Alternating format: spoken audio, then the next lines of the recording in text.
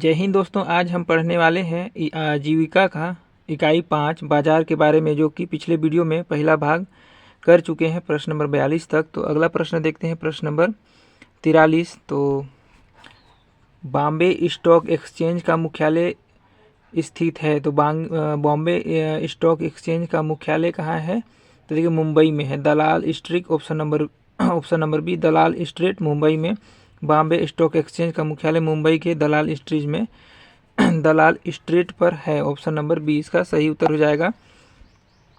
अगला प्रश्न देखते हैं, प्रश्न नंबर 44 है। बॉम्बे स्टॉक एक्सचेंज का सूचकांक है तो क्या है? सेंसेक्स है। तो बॉम्बे स्टॉक एक्सचेंज का सूचकांक हो जाएगा ऑप्शन नंबर सी, सेंसेक्स हो जाएगा। ऑप्शन नंबर सी इसका राइट आंसर हो जाएगा। अगला देखते हैं, प्रश्न नंबर 45 है। बॉम्बे स्टॉक एक्सचेंज का बेस ईयर है तो क्या है?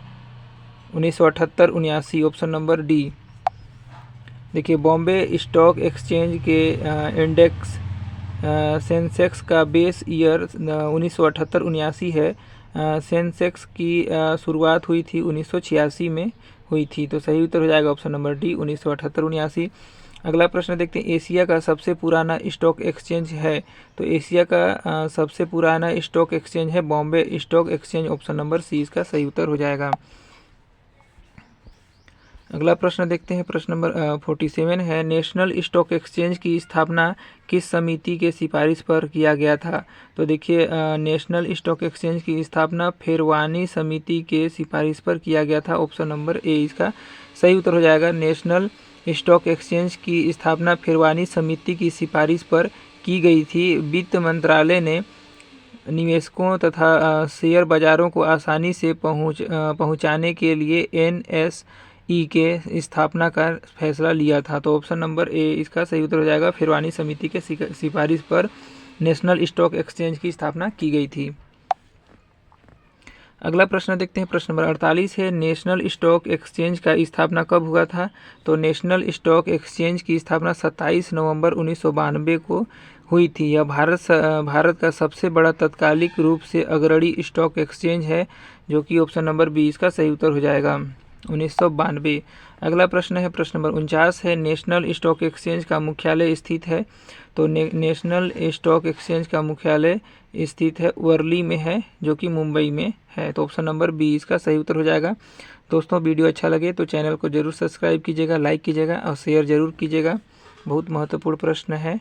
तो देखते हैं, प्रश्न नंबर 5 है। नेशनल स्टॉक एक्सचेंज का सूचकांक है। तो ऑप्शन नंबर ए है सेंसेक्स है, या option number B, option number B में हो जाएगा निफ्टी या बिक्टी या फिक्की। तो सही देखिए, नेशनल स्टॉक एक्सचेंज का मुख्यालय निफ्टी है। इसे निफ्टी 50 के नाम से भी जाना जाता है। तो ऑप्शन नंबर बी इसका सही उत्तर हो जाएगा। अगला प्रश्न है, नेशनल स्टॉक एक्सचेंज का बेस ईयर है। तो देखिए नेशनल स्टॉक एक्सचेंज का बेस ईयर है 1965। ऑप्शन नंबर डी इसका राइट आंसर हो जाएगा। अगला प्रश्न देखते हैं, प्रश्न नंबर 52 है। भारत का पहला demat realised non paper stock exchange है। तो देखिए भारत का पहला demat realise non paper stock exchange Over the Counter Exchange of India है। तो ऑप्शन नंबर ए इसका राइट आंसर हो जाएगा, over the Counter Exchange of India हो जाएगा। अगला प्रश्न देखते हैं, प्रश्न नंबर 52 है। भारत की सबसे बड़ी स्टॉक एक्सचेंज है। तो भारत की सबसे बड़ी स्टॉक एक्सचेंज कौन सी है? तो नेशनल स्टॉक एक्सचेंज है। ऑप्शन नंबर ए, भारत का सबसे बड़ा stock exchange national stock exchange है, जो कि यह मुंबई में स्थित है और तकनीकी रूप से अग्रणी स्टॉक एक्सचेंज माना जाता है। अगला देखते हैं, प्रश्न नंबर 54 है। Over the Counter Exchange of India का स्थापना कब हुआ था? तो over the Counter Exchange of India का स्थापना हुआ था 1990 में। देखिए व्याख्या दिया है, over the Counter Exchange of India की स्थापना साल 1990 में हुई थी। इसका स्थापना का मकसद निवेशकों और कंपनियों को प्रतिभूतियों का व्यापार करने तथा और उन्हें जारी रखने का एक और तरीका देना था। तो सही उत्तर हो जाएगा 1990, over the Counter Exchange of India का स्थापना हुआ था। अगला प्रश्न देखते हैं, प्रश्न नंबर 55 है, भारत का प्रथम ऑनलाइन व्यापार सुविधा संपन्न कंप्यूटरीकृत एक्सचेंज है। तो भारत का प्रथम ऑनलाइन व्यापार सुविधा संपन्न कंप्यूटरीकृत एक्सचेंज है तो क्या है, देखिए over the counter, option number C Over the Counter Exchange of India हो जाएगा। तो right answer option number C है। अगला प्रश्न देखते हैं, प्रश्न नंबर 56 है, वर्तमान में भारत में कुल कितने स्टॉक एक्सचेंज हैं। तो भारत में देखिए भारत में कुल 23, ऑप्शन नंबर डी हो जाएगा। भारत में कुल 23 स्टॉक एक्सचेंज हैं तो ऑप्शन नंबर सी डी इसका राइट आंसर हो जाएगा। 23 स्टॉक एक्सचेंज हैं।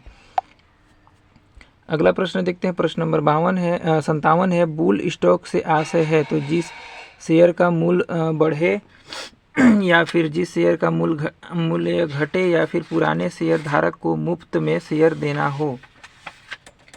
तो इसका सही उत्तर क्या हो जाएगा, ऑप्शन नंबर ए देखिए, बुल स्टॉक से आशय है जिस शेयर का मूल्य बढ़े, तो ऑप्शन नंबर ए इसका सही उत्तर हो जाएगा, जिस शेयर का मूल्य बढ़े।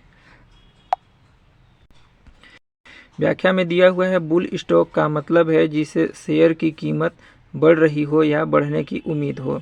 अगला प्रश्न देखते हैं, बियर स्टॉक से आशय क्या है। तो बियर स्टॉक से आशय है जिस शेयर का मूल्य घटे, तो ऑप्शन नंबर बी इसका सही उत्तर हो जाएगा, जिस शेयर का मूल्य घटे उसे बियर स्टॉक कहते हैं। तो बियर स्टॉक का मतलब जिस शेयर का मूल्य घटने वाली चीज़ को बोलते हैं। अगला प्रश्न देखते हैं, प्रश्न नंबर 59 है, शेयर घोटालों के जांच हेतु गठित समिति है। तो शेयर घोटालों के जांच हेतु गठित समिति कौन सा है, जानकी रमन समिति है, ऑप्शन नंबर सी इसका सही उत्तर हो जाएगा।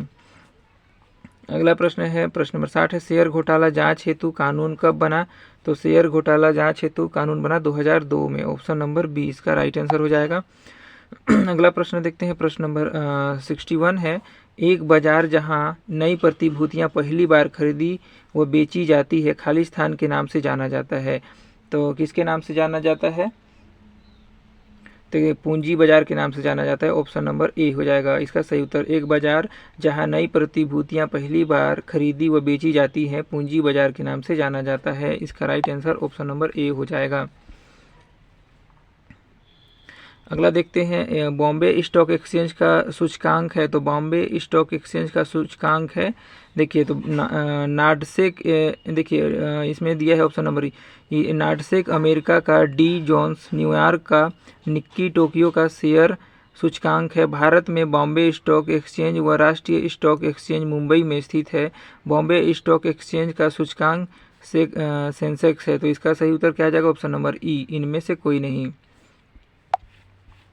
अगला देखते हैं, प्रश्न नंबर 63 है, भारत में म्यूचुअल फंड निम्नलिखित में से किसके द्वारा निर्मित किया जाता है। तो भारत में म्यूचुअल फंड देखिए सेबी के द्वारा किया जाता है, ऑप्शन नंबर बी इसका सही उत्तर हो जाएगा। अगला देखते हैं, प्रश्न नंबर 64 है, भारत में म्यूचुअल फंड और शेयर बाजारों के लिए नियामक प्राधिकरण निम्नलिखित में से कौन है।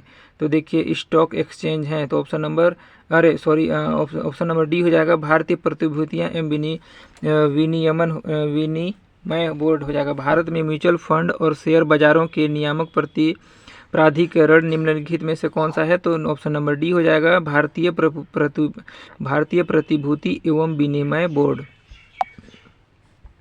अगला प्रश्न देखते हैं, 65 है, निम्नलिखित में से कौन सी जोड़ी आर्थिक शब्दावली एवं उसका अर्थ सुमेलित है। तो क्या ऑप्शन नंबर ए में दिया है डिबेंचर, तो डिबेंचर में कंपनी के द्वारा शेयर जारी करना। ऑप्शन नंबर बी में दिया है राइट्स इश्यू, सरकार द्वारा जनता से ऋण लेना। या फिर option number C venture capital, नए व्यवसाय के लिए जुटाई जाने वाली पूंजी। या ऑप्शन नंबर डी लाभांश, कंपनी को होने वाला लाभ। तो सही उत्तर क्या हो जाएगा, ऑप्शन नंबर सी इसका सही सुमेलित है, वेंचर कैपिटल नए व्यवसाय के लिए जुटाई जाने वाली पूंजी, ऑप्शन नंबर सी इसका सही उत्तर हो जाएगा। अगला देखते हैं, प्रश्न नंबर 66 है, निम्नलिखित में से किस वर्ष में भारतीय प्रतिभूति एवं विनिमय बोर्ड सेबी की स्थापना की गई। तो कब की गई, 1988 में की गई। देखिए सेबी की स्थापना 12 अप्रैल 1988 को किया गया था, जबकि इसे वैधानिक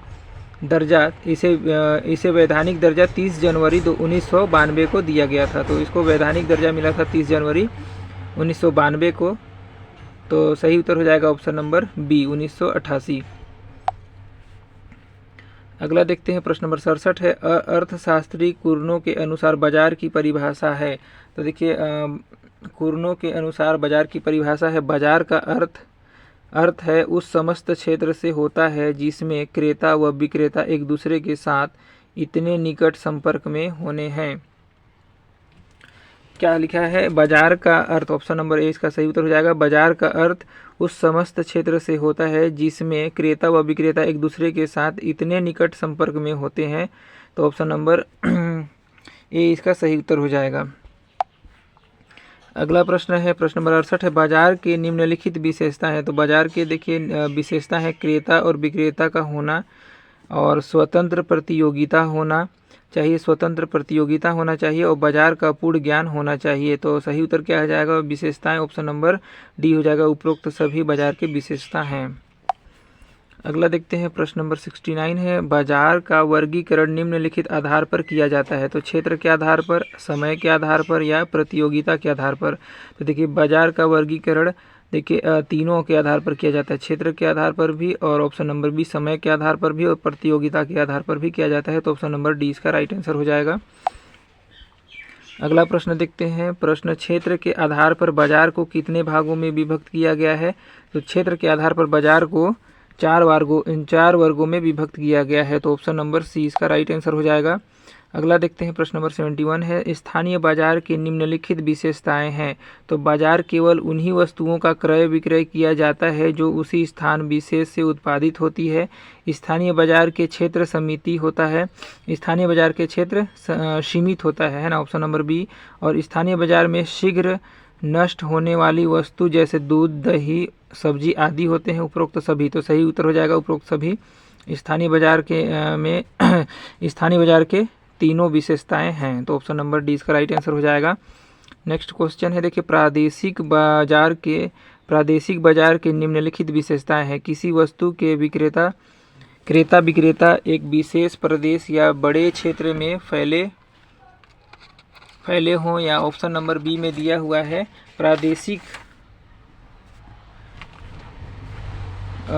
ऑप्शन नंबर बी में दिया है प्रादेशिक बाजार में वस्तु के मांग एवं पूर्ति किसी प्रदेश विशेष तक सीमित रहती है। और ऑप्शन नंबर सी में लाख की चूड़ियाँ बाजार राजस्थान तक ही सीमित है। तो देखिए प्रादेशिक बाजार में निम्नलिखित विशेषताएं हैं। तो प्रादेशिक बाजार में देखते हैं कौन कौन सी विशेषताएं हैं। तो ऑप्शन नंबर ए दिया है किसी वस्तु के विक्रेता एक विशेष प्रदेश या बड़े क्षेत्र में फैले हों। तो सही है ऑप्शन नंबर ए भी। और ऑप्शन नंबर बी में दिया है प्रादेशिक बाजार में वस्तु की मांग एवं पूर्ति किसी प्रदेश विशेष तक सीमित रहती है। और ऑप्शन नंबर सी है लाख की चूड़ियाँ के बाजार राजस्थान तक ही सीमित है। तो ऑप्शन नंबर डी में देखते हैं क्या दिया हुआ है। तो इसका सही उत्तर होने वाला है ऑप्शन नंबर डी। तो इसका राइट आंसर देखिए ऑप्शन नंबर डी हो गया। अगला प्रश्न है प्रश्न नंबर 73 है समय के आधार पर बाजार को कितने भागों में विभक्त किया गया है। तो देखिए 4 भागों में बाजार को विभक्त किया गया है समय के आधार पर। तो इसका सही उत्तर हो जाएगा ऑप्शन नंबर सी। अगला प्रश्न देखते हैं प्रश्न नंबर 74 है समय के आधार पर बाजार के निम्नलिखित प्रकार हैं। अति अल्पकालीन बाजार, अल्पकालीन बाजार, दीर्घकालीन बाजार और अति दीर्घकालीन बाजार। तो देखिए समय के आधार पर निम्नलिखित प्रकार के बाजार हैं, तो चारों प्रकार के होंगे, ऑप्शन नंबर डी। अगला प्रश्न देखते हैं 75 अगला प्रश्न 75 है, प्रश्न नंबर 75। तो प्रतियोगिता के आधार पर बाजार को कितने भागों में विभक्त किया गया है। तो देखिए प्रतियोगिता के आधार पर बाजार को 3 भागों में विभक्त किया गया है, ऑप्शन नंबर बी इसका राइट आंसर हो जाएगा। अगला प्रश्न है प्रश्न नंबर 76 है प्रतियोगिता के आधार पर बाजार के निम्नलिखित प्रकार हैं। ऑप्शन नंबर ए दिया है पूर्ण प्रतियोगिता बाजार, और ऑप्शन नंबर बी में दिया है अपूर्ण प्रतियोगिता बाजार, एकाधिकारी प्रतियोगिता बाजार, और ऑप्शन नंबर डी में उपरोक्त सभी। तो इसका सही उत्तर हो जाएगा उपरोक्त सभी। अगला प्रश्न देखते हैं प्रश्न नंबर 77 है भारतीय ग्रामीण बाजार के महत्व निम्नलिखित हैं। तो कृषि उत्पादक की आसान विपणन क्षमता, और ऑप्शन नंबर बी में दिया है रोजगार के अवसरों में वृद्धि, ऑप्शन नंबर 3 में दिया है तेजी से आर्थिक विकास, और ऑप्शन नंबर 4 में दिया है कृषि आधारित उद्योगों का विकास, संतुलित औद्योगिक विकास। तो सही उत्तर क्या हो जाएगा? ऑप्शन नंबर डी चारों हो जाएगा। भारतीय ग्रामीण देखिए भारतीय ग्रामीण बाजार में भारतीय ग्रामीण बाजार के महत्व हैं। तो कौन कौन सा महत्व है? तो कृषि उत्पाद की आसान विपणन क्षमता, रोजगार के अवसरों में वृद्धि, तेजी से आर्थिक विकास, और ऑप्शन नंबर 4 में दिया है कृषि आधारित उद्योगों का विकास, संतुलित औद्योगिक विकास। तो ऑप्शन नंबर डी इसका राइट आंसर हो जाएगा चारों। अगला देखते हैं प्रश्न नंबर 78 है, वर्तमान ग्रामीण बाजार निम्नलिखित विशेषता है। तो वर्तमान ग्रामीण बाजार के कौन कौन सी विशेषताएं हैं? क्षेत्रीय व भाषाई विविधता, और बाजार की आय और मौसम पर आधारित है। बाजार की आय मौसम पर आधारित है। ग्रामीण बाजार का भौगोलिक दृष्टि से बिखरे हुए हैं। तो देखिए वर्तमान में ग्रामीण बाजार की निम्नलिखित विशेषताएं हैं। तो ऑप्शन नंबर ए भी हो जाएगा, क्षेत्रीय वह भाषा विविधता होना चाहिए होता है, और फिर बाजार की आय मौसम पर भी आधारित होता है, और ऑप्शन नंबर डी सी हो जाएगा, ग्रामीण बाजार का भौगोलिक दृष्टि से बिखरे हुए हैं। तो ऑप्शन नंबर डी इसका सही उपरोक्त सभी हो जाएगा राइट आंसर। अगला प्रश्न देखते हैं, भारतीय ग्रामीण बाजार के समक्ष निम्नलिखित चुनौतियां हैं। तो देखिए कृषि पर निर्भर, पैकेजिंग की समस्या, या भंडारण का अभाव, या परिवहन की समस्या। तो कौन कौन सी समस्या हो जाएगा? तो देखिए भारतीय ग्रामीण बाजार के समस्त निम्नलिखित चुनौतियां हैं। तो देखिए कृषि पर भी निर्भर है, पैकेजिंग की समस्या है, भंडारण का अभाव, और परिवहन की समस्या। तो उपरोक्त चारों हो जाएगा। तो दोस्तों देखते हैं इसका, देखिए भारतीय ग्रामीण बाजार के समक्ष निम्नलिखित चुनौतियां हैं। तो कृषि पर निर्भर है, और पैकेजिंग की समस्या है, भंडारण का अभाव है, परिवहन की समस्या नहीं है। तो ऑप्शन नंबर 4 नहीं होगा, बाद बाकी ऑप्शन नंबर 1, 2 और 3 होगा। तो सॉरी, ऑप्शन नंबर 4 नहीं होगा, परिवहन की समस्या नहीं होगा। देखते हैं ऑप्शन नंबर कौन कौन सा दिया है। तो इसका ऑप्शन नंबर डी दिया है, ऑप्शन नंबर डी इसका राइट आंसर हो जाएगा। 1 और 1, 2, 3 कौन कौन सा? कृषि पर निर्भर, और पैकेजिंग की समस्या, भंडारण का अभाव, परिवहन की समस्या नहीं है। तो अगला प्रश्न देखते हैं, प्रश्न नंबर 80 है, ग्रामीण बाजार विपणन के लिए निम्नलिखित संस्था हैं। कौन कौन सी हैं? तो खादी व ग्रामोद्योग आयोग, और ऑप्शन नंबर बी है Indian Farmer Fertiliser Cooperative Limited, और ऑप्शन नंबर सी दिया है कृषि भारतीय कोऑपरेटिव लिमिटेड। उपरोक्त सभी। तो देखिए ग्रामीण बाजार विपणन के लिए देखिए ऑप्शन नंबर ए, बी और सी उपरोक्त सभी हो जाएगा। निम्नलिखित यही ग्रामीण बाजार विपणन के लिए निम्नलिखित संस्था है। तो तीनों संस्था हैं। ऑप्शन नंबर डी इसका राइट आंसर हो जाएगा। अगला प्रश्न है, प्रश्न नंबर 81 है, पूंजी बाजार के अंतर्गत शामिल नहीं होते हैं। तो देखिए बंधन पत्र, ऋण पत्र, या व्युत्पन्न पत्र, या जमा प्रमाण पत्र। देखिए पूंजी बाजार के अंतर्गत शामिल नहीं होते हैं जमा प्रमाण पत्र। ऑप्शन नंबर डी इसका राइट आंसर हो जाएगा। अगला प्रश्न है, प्रतिस्पर्धी व्यवहार और प्रतिस्पर्धी बाजार संरचना देखिए विपरीत रूप से संबंधित है, या प्रत्यक्ष रूप से संबंधित है, या संबंधित नहीं है, या अनुपातिक रूप से संबंधित है। तो प्रतिस्पर्धी व्यवहार और प्रतिस्पर्धी बाजार संरचना ऑप्शन नंबर ए हो जाएगा, विपरीत रूप से संबंधित है। तो ऑप्शन नंबर ए इसका राइट आंसर हो जाएगा। व्याख्या में दिया हुआ है, प्रतिस्पर्धी व्यवहार और प्रतिस्पर्धी बाजार संरचना विपरीत रूप से संबंधित है। जैसे जैसे बाजार संरचना अधिक प्रतिस्पर्धित होती जाती है, फर्मों के बीच प्रतिस्पर्धी व्यवहार की तीव्रता कम होती जाती है। अगला प्रश्न है, निम्नलिखित में से कौन सा एकाधिकार की विशेषता नहीं है? तो देखिए एक खरीदार और कई विक्रेता, कोई करीबी विकल्प नहीं, एक विक्रेता और कई खरीदार, या ऑप्शन नंबर डी दिया है विक्रेता द्वारा कीमत पर पूर्ण नियंत्रण। तो देखिए एक एकाधिकार की विशेषता एक विक्रेता और कई खरीदार होती है। एक खरीदार और कई विक्रेता की बाजार स्थिति एकाधिकार नहीं है, बल्कि एकाधिकार खरीदार का वर्णन करती है। तो देखिए सही उत्तर हो जाएगा ऑप्शन नंबर ए, एक खरीदार और कई विक्रेता। तो निम्नलिखित में से एकाधिकार की विशेषता नहीं होता है, ऑप्शन नंबर ए। अगला प्रश्न देखते हैं, प्रश्न नंबर 84 है, लागत सिद्धांतों में खाली स्थान वक्र का सामान्य आकार एक आयताकार अति परवलय होता है। तो देखिए औसत स्थिर लागत का होता है, ऑप्शन नंबर बी। व्याख्या में दिया है, सूक्ष्म अर्थशास्त्र में परिवर्तनशील लागत एवं परिवर्तनशील लागत के लिए प्रति यूनिट होने वाली कुल परिवर्तनशील लागत का प्रतिनिधित्व करती है। यह उत्पादन परिवर्तन के साथ बदलती है। अगला प्रश्न देखते हैं, प्रश्न नंबर 85 और लास्ट प्रश्न है, भारत में मुद्रास्फीति को मापा जाता है। तो मुद्रास्फीति को मापा जाता है थोक मूल्य सूचकांक संख्या से, या फिर शहरी गैर शारीरिक श्रमिकों के लिए उपभोक्ता मूल्य सूचकांक से, या कृषि मजदूरों के लिए उपभोक्ता मूल्य सूचकांक से, या उपभोक्ता मूल्य सूचकांक से। तो देखिए व्याख्या में दिया है, CPI एक मात्रक है जो खुदरा उपभोक्ता द्वारा उपभोक्ता की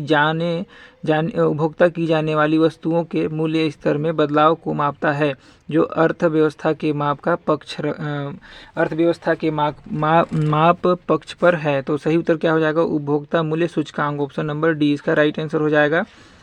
दोस्तों अगर वीडियो अच्छा लगे बाजार का तो चैनल को जरूर सब्सक्राइब कीजिएगा, लाइक कीजिएगा, शेयर जरूर कीजिएगा। मिलते हैं एक नए वीडियो के साथ, तब तक के लिए धन्यवाद।